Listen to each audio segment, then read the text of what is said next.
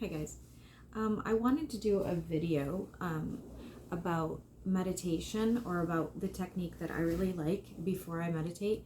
Unfortunately, again, I'm in my room where the lighting is horrible, so I'm going to apologize up front that, I don't see a glare anyway with my glasses, so that's kind of positive, but I can see that it's just kind of wonky looking. So try to overlook that while I'm speaking. That'd be really great. So, I want to just also say, because I'm always talking about meditation with manifestation, those two things do not have to go hand in hand. You can do them separately, not even do one, okay? Like you can just be a meditator, you can just be a manifestor, like whatever it is. I use them both together because it saves time. So this technique is not mine. I believe it's called like fire breath. I could be wrong.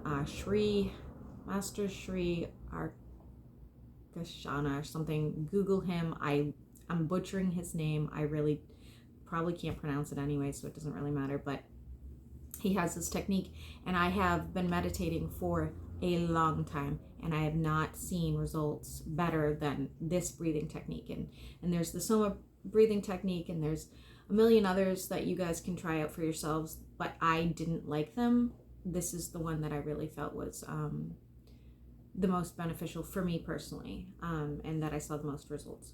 So basically, you will get into position, sitting cross-legged, and he recommends putting your hands face up, but I don't actually do that. I always do a different mantra depending on what it is that I'm trying to bring in. There's one that goes like this, where it's like it'll look like this, where it's like a hook and you're bringing it, like think of it, you're bringing it in, right? Okay. And then there's this one, which is for wealth and income, and then there's various other ones like empowerment and whatnot. And depending on what I want to do is what I'm going to choose to put my hands in. I'll even put my hands up, whatever. It doesn't really matter. You're never going to do it wrong. There is no right or wrong way. It's whatever works for you. But going back to the breathing technique, you're going to do this through your nose. Your mouth is going to be closed. You're going to really focus on your pelvic area, okay? So when you're doing this breathing technique, you should be able to feel your pelvis going in and out. And you're going to do this as fast as possible, okay? And then when you feel like you can't do it anymore, keep going. You're just going to keep going. You're going to breathe through it. You have to do this for about a minute, okay? So it's like, again, you have to be feeling it in your pelvis, in your stomach, whatever. It should be going in and out like a flutter breath, okay? So once you are doing this and your eyes are closed and you're in your meditative state, you will start to see a bright light here. That's how you know you're doing this correctly, and it does work. I'm telling you, I do this one every single day. I do it more than once a day. It's almost like it opens up the third eye, and while your eyes are closed, it gets brighter and brighter and brighter. And I usually breathe until that light gets like pretty bright before I'll stop. And then when I stop, you take in some really deep breaths. When you do that, hold in your stomach, pull up your pelvic floor, bring that air and that energy to the third eye, and you will see that the light will start to pulse and it will get brighter. It's scientifically proven when we put a lot of pressure down here and bring it to this area that it almost like secretes something for your third eye. And again, I'm no expert at any of this. I'm just sort of like,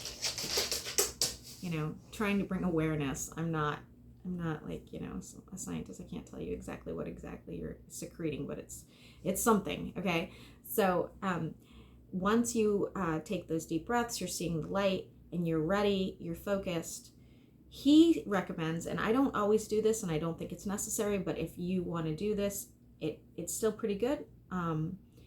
He recommends you put yourself into your third eye. So now your eyes are closed, the light's there, and you're now sitting in that portal, okay? And from there, he suggests you start doing your manifestations. So whatever it is you're manifesting, start seeing it, smelling it, tasting it, blah, blah, blah, blah, blah. Going back to the whole rubber ducky thing that I did way back when. So I put myself in that portal. I'm holding a rubber ducky. I know what the rubber smells like. I know what it feels like to squeeze it.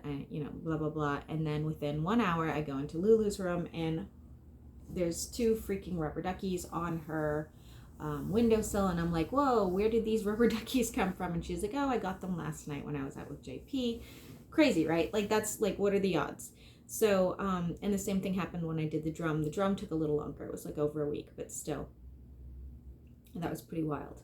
So I suggest if you want to like test your beliefs, start with something small and something that really doesn't mean much to you. It's sort of like me now doing the whole mansion, just because I've lived in some pretty nice houses, but I've never lived in one that has like a marble staircase or some shit like that. Do I care if I ever do? No, I really don't care. I want to live in a yurt. Like, I want to live off the land. I don't really need that, but I'm going to just bring it in just to say that I did. Why not, right? Yeah. So I'm about to go meditate. Just wanted to go over this with everybody while I had some time. I have to do a reading tonight. So I hope everybody enjoys their night. And if you enjoy, that technique, please let me know, because again, it's not mine, and feel free to go watch them on YouTube do it correctly, but or do it with better explanation. But I really am a big fan of it, and I have seen amazing results from it. So I hope you guys try it out.